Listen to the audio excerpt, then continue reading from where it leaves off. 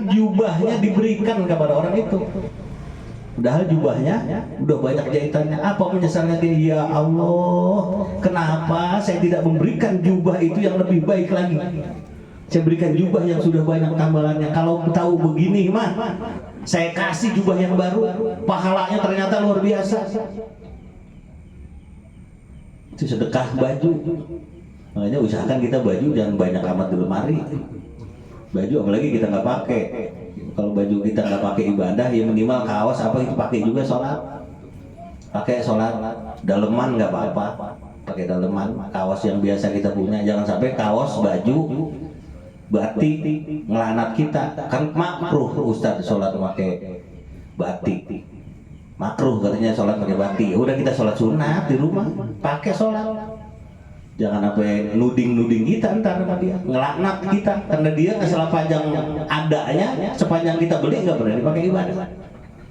Kemudian yang ketiga, apa ucapan Sa'ban? Ya Allah, kenapa tidak semuanya aja? Cerita Sa'ban ketika satu saat berangkat ke masjid, sholat zuhur, ada orang kelaparan. Ada orang kelaparan, gitu. Berangkat ke masjid, orangnya lapar. Orang Arab kalau bawa roti, Sa'ban bawa roti, rotinya kalau orang Arab panjang-panjang, selengan kita nih, ya satu hasta kali, selengan gini panjang rotinya. Karena orang itu lapar, Tuhan bagi saya roti, berikan saya udah lapar Tuhan. Akhirnya roti dibelah dua. Ya udah kalau gitu mah roti kita bagi dua. Ente sebelah, saya sebelah. Ternyata sedekah sepotong roti, sebelah roti. Masya Allah, nyesalnya ya Allah kalau tahu begini mah. Ini roti kemarin saya kasih semua. Motivasinya buat kita, ya sedekah yang kita punya. Kalau saya dipesan guru-guru mesen antum kalau nggak punya jangan minta, lamun teboga tong menta gitu bahasa Sundanya, bahasa beliau bahasa Sunda, lamun teboga tong menta. Artinya kalau kita nggak punya banget nggak usah minta-minta, ntar gua Allah kirim rezekinya gitu, kira-kira maksudnya begitu. Kalau nggak punya jangan jadi pengemis Pak, malu harga diri kan. Al-yadul ulya khairu min yadis supla. Orang yang tangannya di atas artinya orang yang memberi lebih baik daripada orang yang tangannya di bawah.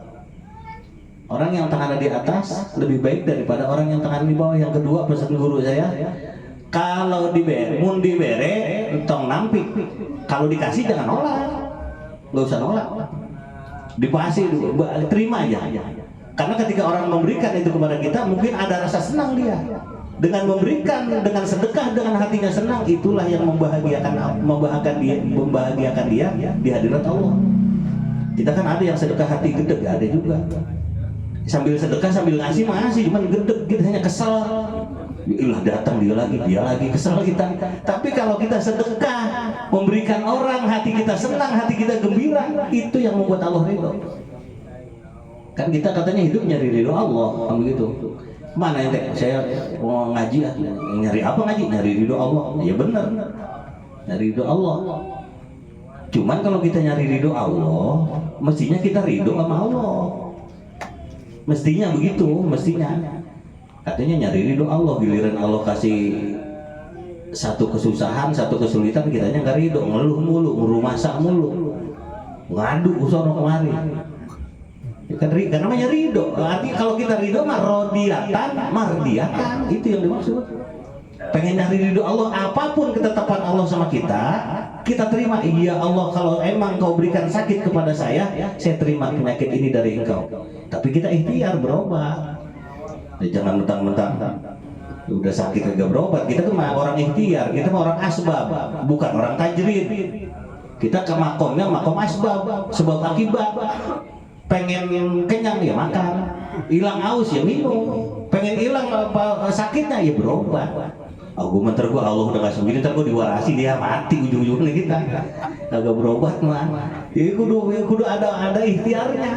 Kudu ikhtiar dulu kita jalan mencari berobat kemana. Kalau sudah berobat kesana kemari enggak sembuh, itulah takdir Allah kepada kita. Karena yang namanya sakit Pak itu nasihat dari Allah. Kita sakit, itu nasihat udah jelas. Nasihat dari Allah menjelang kematian orang ini uban pada putih kita. Ini Udah tamu Allah ini Pak, ini kayak saya udah berputih, usia masih muda, baru 54. Kalau kayak Wan Haji Mos yang lain-lain mau wajar, saya masih muda. Berarti kan peringatan Allah udah sampai sama saya. Tamu Allah udah sampai. Ustaz Arfan, tinggalkan yang hitam, datanglah ke dunia yang putih. Begitu maksudnya. Jangan buat jahat mulu kita, berbuatlah yang putih-putih aja, yang polos-polos aja, yang bersih-bersih, supaya hati bersih. Yang kedua, nasihat Allah, tamu Allah kepada kita apa? Saat sakit. Saat kita sakit, itu tamu Allah, peringatan buat kita. Peringatan buat kita, ternyata kita nggak ada apa-apanya di hadirat Allah. Ternyata kita lemah luar biasa, nggak ada kemampuan apa-apa kita. Baru disentil dong, kita mau Allah udah jongkok di tempat tidur. Iya, itu peringatan dari Allah. Kita ini masih sehat nih, mumpungan gitu, masih sehat. Orang yang cuci darah, sekali cuci darah 800.000 kalau nggak salah. Iya, ada yang seminggu 2 kali.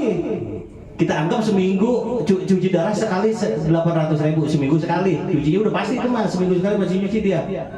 Seminggu sekali 800 kali 4, 3.600.000. Sepanjang dia dicuci darah udah 10 tahun. Berapa tuh 3 juta? Berapa puluh sekian dah. Sebulan aja 3.600.000, setahun 30, hampir 40 juta. Kali 10 tahun dia cuci darah. Lah hampir 400 juta lebih. Nah kita ini, maksud saya kita mah normal ini. Darah kagak pakai nyuci, udara tinggal nyedot. Napas tinggal emang kita ngeluarin napas yang kebiasaan kita ngeluarin napas nih, keluar masuk napas, sampai kita yang nyuruh napas keluar masuk, kagak, udah Allah takdirin begitu. Coba orang yang lagi ngap dah Pak, lagi ngap-ngapan, napas nggak enak, itu kudu bayar oksigen berapa duit sekarang tabung, ya kira-kira begitu. Maksud saya inilah keadaan hidup kita yang mesti kita syukuri. Kalau kita masih diberikan kesehatan oleh Allah, manfaatkan kesehatan kita itu untuk manfaat buat orang banyak, kira-kira begitu. Apa yang kita bisa manfaat buat orang banyak, terserah. Yang punya harta, manfaatkan hartanya untuk kepentingan orang. Yang punya tenaga, harta nggak ada, tenaga ada, pakai tenaga. Ada orang gorol, bantuin. Ini mau gorol nganterin RT mulu. Bukan RIA, bukan di sono, di RW, RT kita pada. Ya, kalau ngasih duit masih mendingan. Ini apa RW saya gak bisa hadir. Nih kasih duitnya 1 juta buat beli rokok. Mau ya masih mendingan. Jadi mulu orang yang kagak keluar, bantuin kagak kan begitu. Kalau nggak punya tenaga udah lemah, harta nggak punya, duit kagak ada. Ilmu, yang punya ilmu sedekahin ilmu, nggak boleh pelit sama ilmu. Kan tadi sudah saya bilang, subhanaka la ilma lana. Maha suci Allah yang memberikan ilmu, ilmalana memberikan ilmu kepada kita. Subhanaka la ilma lana illa ma'alamtana. Maha suci Allah yang telah menyampaikan ilmu, illa kecuali ilmu yang sudah diberikan kepada kita. Ilmu ya Allah Pak, disebutnya bahrul ulum, ilmu samudra marifat, samudra ilmu.